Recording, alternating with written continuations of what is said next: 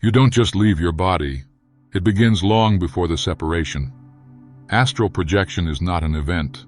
It's a series of whispers, tingling in your hands, pressure between your brows, a sudden awareness that you're watching yourself from somewhere else. Most people miss it. They wait for something dramatic, floating, flying, seeing other worlds. But the real signs are quiet, hidden in plain sensation. And once you recognize them, the threshold starts to dissolve. What felt like sleep becomes a launch pad. What seemed like imagination reveals itself as perception. You don't need to be special. You need to be still. Because the door doesn't open by force. It opens when you stop pushing.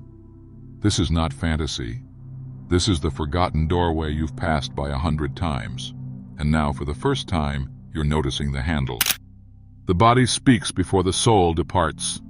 You may feel vibrations, not just physical, but electrical. A low hum under your skin. A buzz that isn't sound, yet unmistakable. This is not anxiety. It's alignment.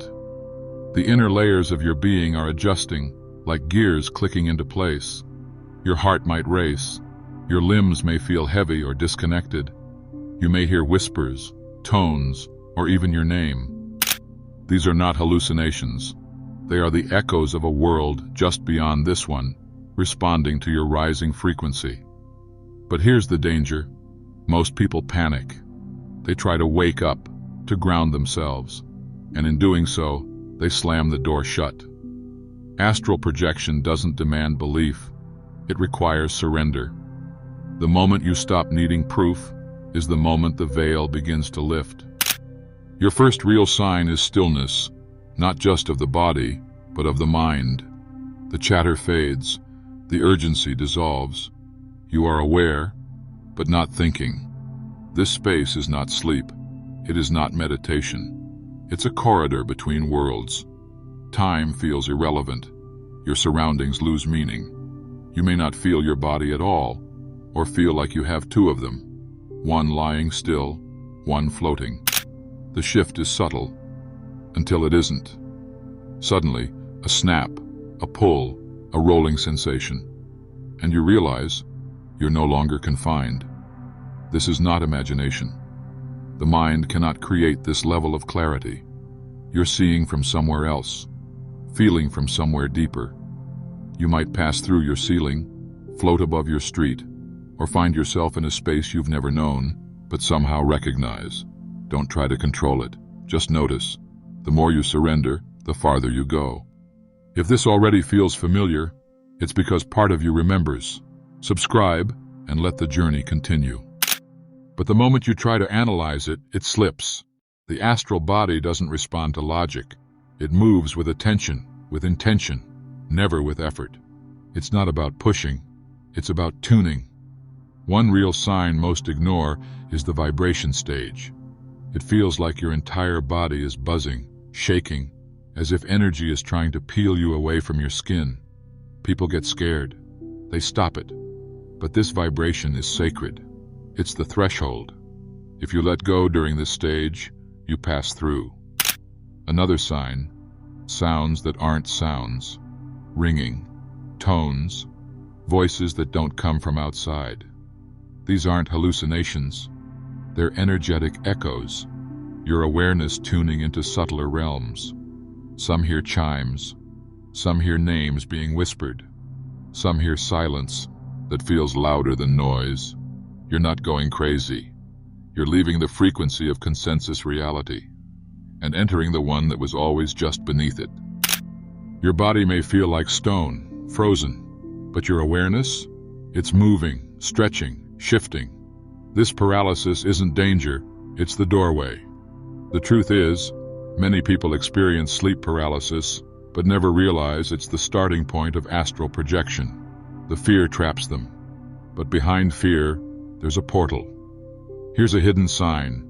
You see yourself from outside yourself. Not in a dream, not in imagination, but as a quiet witnessing. You're hovering, you're aware, but you're not inside. Another sign few talk about. Light, flashes, glows, patterns like sacred geometry swirling behind closed eyes. Your physical eyes are shut, but your inner sight is opening. And then, maybe the strangest one, the feeling of being pulled, gently but undeniably, like a thread tugging at your essence, not downward, not upward, but inward. Astral projection isn't about leaving your body. It's about returning to the real one, the one made of light, not flesh. And then it happens. Your awareness slips, like silk through fingers, not falling, not flying, just shifting. One moment you're in the room, the next, the room is around you, but you're not in it. You've expanded beyond shape. You might see a silver cord, a luminous thread connecting your non-physical self to the body. You may feel weightless or hypersensitive to sounds, colors, thoughts. The world around you becomes fluid. Walls breathe. Time bends. You're not hallucinating. You're perceiving what lies underneath the illusion of solidity. This is not leaving the body. This is returning to your original state, a being of perception, not mass. But here's the twist. What you perceive depends on your state. Fear will shape shadows.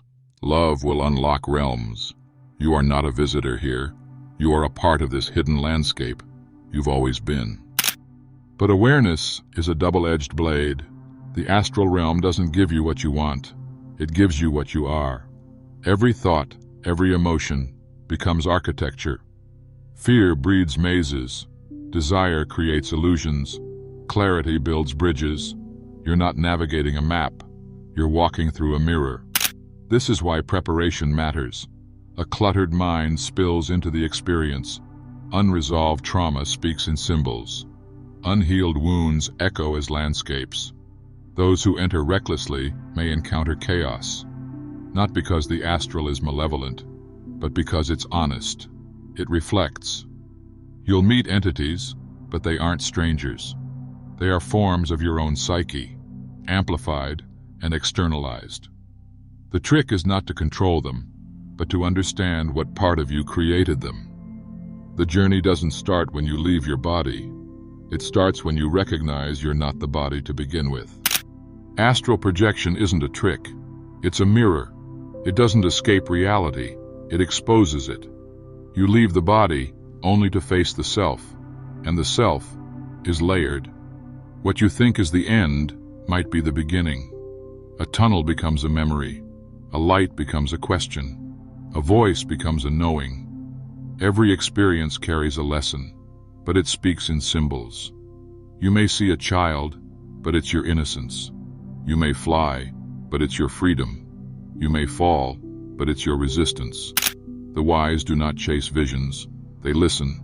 They integrate. Because returning is not about telling a story. It's about living differently. You come back changed. Not because you saw something out there, but because you saw yourself, without the mask. Astral projection is not the goal. Transformation is.